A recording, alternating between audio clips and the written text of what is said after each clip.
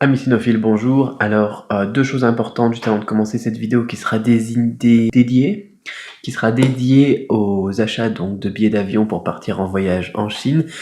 Deux choses très importantes. Première chose, surtout ne ratez pas cette vidéo-ci, celle qui vous parle bien des hôtels en Chine, parce que dedans j'explique aussi pourquoi est-ce qu'il y a des étrangers, comme moi par exemple, qui se font virer des hôtels par la police. Et alors quand je racontais mes expériences, comment est-ce que moi, mes parents, ils ont pas été acceptés dans un hôtel parce que pour X raisons, et pourquoi est-ce que moi j'ai failli donc me faire expulser d'un autre hôtel pour une autre raison. J'explique tout ça dans cette vidéo qui est donc dédiée aux réservations d'hôtels en Chine.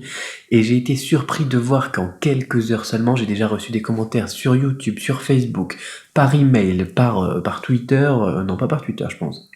Enfin bon, j'ai déjà reçu plusieurs messages qui me disent voilà, moi je me suis aussi déjà fait jeter de mon hôtel, je m'étais été mis à la rue par la police. J'ai pas trouvé ça marrant parce que moi je dis dans cette vidéo, je dis ça de manière rigolote, quand on rigole, voilà, c'est la vie quoi. Et donc pour certains, c'est pas forcément quelque chose qui est agréable à vivre, de se faire jeter de son hôtel, de pas être remboursé et d'être mis à la rue sans rien, sans logement quoi. Donc ne manquez pas surtout cette vidéo qui n'est plus affichée ici, mais qui l'était tout à l'heure. Je vais vous mettre une fiche aussi, donc si vous êtes sur mobile par exemple, vous cliquez sur le i comme info, et vous avez accès à cette fameuse vidéo sur les hôtels. Voilà, c'était la première chose importante qu'il fallait vraiment que je vous dise aujourd'hui, parce que ne ratez pas ça. Franchement, c'est pas une expérience super marrante en Chine de se faire jeter de son hôtel. Deuxième chose que je voulais évoquer avec vous, c'est l'atelier voyage. L'atelier voyage est donc presque prêt. Il reste encore quelques préparatifs à faire. D'ailleurs, si vous avez encore des idées, des commentaires, je vais vous dire un petit peu tout ce qu'il y a dans cet atelier. Et comme ça, si vous avez des idées, des commentaires que vous voulez qu'on intègre encore dans cet atelier pour eh bien avoir vraiment un tout complet sur le voyage en Chine, laissez-moi donc ça dans les commentaires, dans le sondage. Donc cet atelier, vous pouvez pré-réserver votre place dès aujourd'hui. Vous cliquez sur le i comme info qui est dans le coin en haut à droite. Du coup, la droite, je sais plus c'est quel côté. Ici. Et donc vous pouvez donc pré-réserver votre place pour voir un petit peu cette petite formation donc qui va évoquer l'idée de voyager en Chine, mais pas juste voyager en Chine en tant que touriste, mais plutôt voyager en Chine et s'installer en Chine. Comment est-ce que c'est possible de le faire et quels seront les obstacles que vous aurez à éviter, qui vont vous permettre, donc on va tout traiter, vraiment tout traiter, vous allez voir, ça va vous permettre donc de gagner de l'argent, d'en économiser ou de gagner du temps c'est de l'argent aussi. Dans tous les cas, je vais vous apporter un maximum de valeur vraiment sur toutes les thématiques du voyage qui vous intéressent. Vous avez répondu d'ailleurs pour ça déjà au sondage, je crois qu'il y a eu plus de 300 participants à ce sondage, peut-être plus. Bon, j'ai épluché tout un tas de réponses et donc on va évoquer pas mal de choses. Il y a 4 grosses parties. Ces 4 grosses parties, ça va être. Ces 4 grosses parties, ça va être première grosse partie, le logement. Le logement, et ça c'est très très important parce que c'est là où aussi on a des grosses arnaques.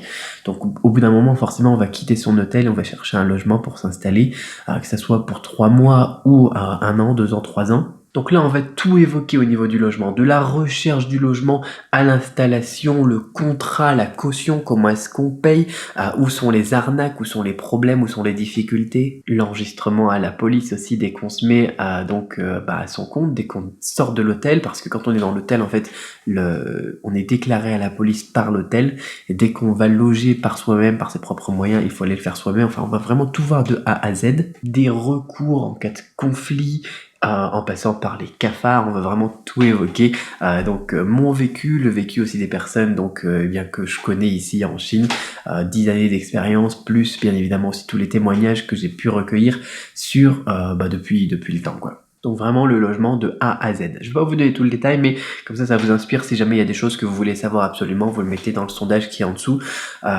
Pour avant 24 heures après la publication de cette vidéo, parce qu'ensuite l'atelier sera bouclé et ça sera plus compliqué de rajouter des trucs. Ensuite, la deuxième grosse partie de ce truc, ça sera trouver un travail en Chine. Comment chercher efficacement du travail? Et ça, c'est un gros morceau aussi. Alors l'idée, je vais pas vous donner, bien évidemment, le truc, il est pas servi sur un plateau, je vais pas vous proposer un job, mais il y a vraiment des techniques, il y a vraiment des choses, des stratégies, une manière d'aborder la chose qu'il faut que vous maîtrisiez si vous avez l'intention d'aller travailler en Chine. Il y a la stratégie géographique, quelle ville choisir. Il y a la stratégie donc de la polarisation, quels sont vos avantages à vous en tant que Français et comment les mettre en valeur pour trouver du travail plus facilement. Il y a aussi la stratégie donc de savoir eh bien qui sont les personnes stratégiques à qui vous devez absolument remettre votre CV si eh bien vous voulez être parmi ceux qui sont choisis lorsque une entreprise étrangère française cherche des personnes françaises ou francophones pour travailler pour eux. Parce que là, tout se passe quasiment au même endroit. Et j'ai eu l'occasion de voir ça avec notamment l'ouverture du premier Kiabi à Nankin en 2008 ou 2007. Donc j'avais suivi ça de très près effectivement parce que eh bien je travaillais, enfin moi j'avais fait des études dans l'Institut du management de la distribution, j'étudiais avec Kiabi. Donc le directeur de Kiabi était en relation avec nous et on a même demandé donc à mon épouse de devenir la première manager du premier magasin donc Kiabi en Chine. Donc c'est pour vous dire que je connais un petit peu le milieu donc du recrutement en Chine pour les Chinois et pour eh bien, les francophones par des entreprises étrangères. Mais on a aussi les entreprises chinoises. Comment aller voir une entreprise chinoise? Et là, on va aussi reparler d'interculturalité. Qu'est-ce qu'il faut absolument faire et qu'est-ce qu'il ne faut pas faire lorsqu'on recherche du travail, donc pour travailler dans une entreprise chinoise. Enfin, pas mal de choses à évoquer vraiment. Je vais sûrement rajouter aussi 2 interviews de personnalités qui travaillent dans l'interculturalité et donc dans le business avec la Chine. Ça sera rajouté plus tard dans ce module pour le compléter, mais ça va être quelque chose d'énorme pour les personnes qui sont intéressées par travailler avec la Chine, par travailler en Chine. Voilà, vous allez vous rendre compte que le plus important au final, c'est peut-être même pas de parler chinois. Non, peut-être même pas de parler chinois. Mais vous allez voir, on en reparlera. Je vous ferai peut-être une description plus précise de tous les modules une fois que tout cela sera finalisé jeudi. La troisième grosse partie, il y a 4 grosses parties et 4 petites parties, vous allez voir. Enfin, il y en aura peut-être plus en fonction de vos commentaires. Troisième grosse partie, c'est le transport. Les transports domestiques à l'intérieur de la Chine, comment se déplacer et comment se débrouiller à l'intérieur de la Chine. Là, on va aussi parler d'énormément de choses. Pour l'instant, j'ai moins bossé sur cette partie-là parce que j'ai déjà commencé à enregistrer des morceaux des 2 premiers modules. Je suis en train de l'enregistrer, comme je vous disais. Celui-là, j'ai pas mal de choses à vous dire aussi. Comment avoir des billets, par exemple, d'avion moins chers. Comment faire pour les billets de train, parce que les billets de train, quand on est étranger, par exemple, c'est compliqué à réserver. Ils n'envoient pas les billets à la maison parce que vous êtes un étranger. Si on est chinois, on donne son numéro de carte d'identité, on donne son adresse, on est livré par courrier express, on reçoit les billets à la maison et puis voilà, on peut réserver. Quand on est étranger, c'est beaucoup plus compliqué pour réserver. Ils vous enverront pas les billets à la maison déjà. Et le problème, c'est que si on réserve pas, par exemple, un TGV, les TGV, ça se développe énormément ici en Chine, ces dernières années. Le problème, c'est que comme c'est nouveau et ça permet de voyager vraiment de manière facile, confortable et rapide, et moins cher que l'avion, le souci, c'est que les Chinois aussi se précipitent sur cette opportunité nouvelle pour se déplacer. Et du coup, si vous réservez pas 2 semaines à l'avance, c'est beaucoup plus compliqué. Mais le problème, comme je vous le disais, c'est que si vous voulez réserver, on vous envoie pas vos billets. Alors comment faire? Voilà. Donc ça sera plein de choses qu'on va évoquer. Donc on va parler du TGV, on va parler de l'avion, on va parler du taxi, on va parler des chauffeurs privés, la DVTC, on va parler des transports en commun aussi, comment se déplacer en transport en commun et tout ça. Donc on va évoquer beaucoup de choses encore une fois. Le système par région en Chine aussi qui est un petit peu compliqué. Par exemple pour les moyens de paiement dans les bus ou dans les taxis, etc. C'est une grosse problématique. Bon, voilà. Petite présentation grosso modo de ce 3e truc. 4e truc, ça sera l'apprentissage du chinois en Chine. Qu'est-ce qu'il faut faire, qu'est-ce qu'il faut pas faire? Où aller? Quel établissement choisir? Quelle stratégie adopter? Est-ce qu'on va aller dans le privé? Est-ce qu'on va aller dans le public? Si on va aller dans le privé ou dans le public, est-ce qu'on va faire en cours du soir ou est-ce qu'on va faire un gros truc intensif d'un coup? Comment est-ce qu'ensuite on va mettre en pratique ce qu'on aura appris? Etc. Est-ce qu'on en a besoin d'ailleurs d'aller à l'université en Chine pour booster son chinois ou pas? Et là, je vais vous donner des conseils, je vais vous donner des stratégies, peut-être certaines qui vont paraître bizarres ou peut-être qui vont vous faire peur dans un premier temps, mais qui font complètement du sens quand le but, c'est d'améliorer votre chinois. Parce que je connais des gens qui restent en Chine, je connais des gens qui vont en Chine à l'université pendant 1 an, ils reviennent, ils parlent pas chinois. Ça devrait pas être autorisé. Je Je connais des gens qui habitent en Chine pendant 20 ans, qui ont habité en Chine pendant 20 ans, et qui, eh bien, ne parlent pas chinois. On se rend pas compte, parce qu'il y a des gens qui se disent, voilà, tu vas être immergé, l'immersion, c'est le secret pour apprendre le chinois. Mais c'est super dommage pour des gens qui vont en Chine, qui se disent, je vais m'immerger et je vais parler chinois, et qui, après 20 ans, ne parlent toujours pas chinois. Et j'en connais qui sont déçus, ils sont frustrés. Donc, comment faire, comment aborder la chose, on va voir tout ça donc ensemble dans cette 4e grosse partie. Là je vous en dis pas plus, vous savez eh bien que je maîtrise bien les sujets, il n'y a pas de souci pour ça, et j'ai eu l'occasion aussi de faire des études en Chine et tout ça, donc on verra tout ça donc en détail. Donc à la base, ça devait être ces 4 modules-là, mais je me suis pas arrêté là et il y a beaucoup de boulot, c'est pour ça que je pense que ça va sortir vendredi à la place de jeudi. Je pense que je vais garder 24 heures supplémentaires pour vraiment faire un truc énorme. D'habitude, quand je fais un atelier, voilà, on prépare pendant une semaine. Ensuite, eh bien, on prélance le mardi et puis le jeudi, ça sort. Là, je pense que ça va sortir vendredi parce que j'ai voulu vous rajouter 4 modules bonus. Le premier sera pour les visas. Les visas, par exemple, quand on est conjoint d'une personne chinoise, comment est-ce qu'on s'organise pour les visas. Donc dans ce même module aussi, on parlera de l'éducation. Si vous avez des enfants, ça va être plus familial, quoi. Si vous avez des enfants, comment faire la scolarité à l'école, quelles sont les problématiques aussi qui se présentent quand on a des enfants en Chine au niveau donc de l'éducation.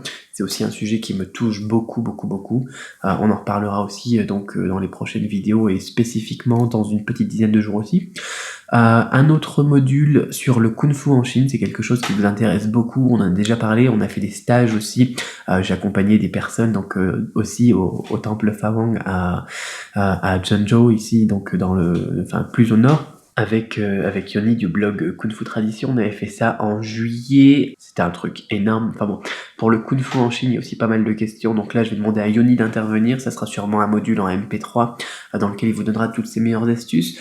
3e module bonus, ça sera comment étudier la médecine chinoise. Comment étudier la médecine chinoise en Chine. Là aussi c'est quelque chose qui intéresse beaucoup de gens. Et malheureusement, on n'a pas beaucoup d'infos, quoi. Et les infos qu'on trouve, souvent, c'est des écoles privées qui proposent des cursus qui coûtent la peau qui vous coûtent un bras et qui sont pas forcément qualitatifs, donc on va en reparler. Et le 4e module bonus, ça sera les soins en Chine, se soigner en Chine, comment faire si on est malade en Chine, s'il y a un problème. Là aussi, c'est quelque chose qui est très important pour moi. Donc les soins en Chine, et j'ai eu l'occasion aussi de vivre pas mal de choses, les enfants aussi, donc c'est quelque chose qu'on va évoquer ensemble aussi. Donc les soins, se soigner en Chine, comment ça se passe, comment faire, comment préparer, tout ce qui est assurance, mutuelle et tout ça. Un module là-dessus. Voilà, je pense que j'ai encore beaucoup parlé et que si je fais la vidéo tout de suite sur l'avion, réserver un billet d'avion, ça va être un petit peu compliqué. Je pense qu'on va parler du billet d'avion dans la vidéo suivante et que cette vidéo, je vais l'intituler réserver votre place pour l'atelier. Ça sonne bien ça. Voilà, parce que voilà, je voulais vous présenter ça vite fait, mais il y a tellement de choses qu'on va évoquer dans l'atelier que j'ai même pas pu faire plus concis. Je vous ai vraiment juste présenté le plan du truc, quoi. C'est énorme. Donc, si vous voulez pré-réserver eh bien, donc, la formation, si vous me faites confiance au niveau du contenu, vous pouvez faire ça avec le lien qui est donc en dessous de la vidéo ou sur le i comme info dans le coin en haut à droite. Je sais jamais c'est quel coin. Ici. Voilà. Et donc vous pouvez pré-réserver votre place. Vous avez un tarif préférentiel qui est nettement inférieur au tarif final, bien évidemment, tout simplement pour vous remercier de votre confiance et parce que eh bien il vous faudra en contrepartie attendre jusque vendredi que l'atelier sorte, que la formation sorte. Donc du coup, eh bien, vous bénéficiez d'une grosse réduction. C'est la moindre des choses. Voilà. Donc je vous laisse regarder ça. Et moi je vous dis donc à dans quelques heures pour la prochaine vidéo qui sera sur comment réserver un billet d'avion donc en Chine. Là aussi c'est pareil, j'en ai déjà parlé, j'ai donné plusieurs astuces sur les dernières années en vidéo, sur le blog, etc. Je vais vous donner comme pour les hôtels quelque chose de condensé. Quelque chose qui va vous permettre eh bien, de récupérer tout simplement le meilleur de tout ce que j'ai pu tester ces dernières années. Voilà, on se retrouve dans la prochaine vidéo. Donc je vous dis à tout à l'heure. Bye bye.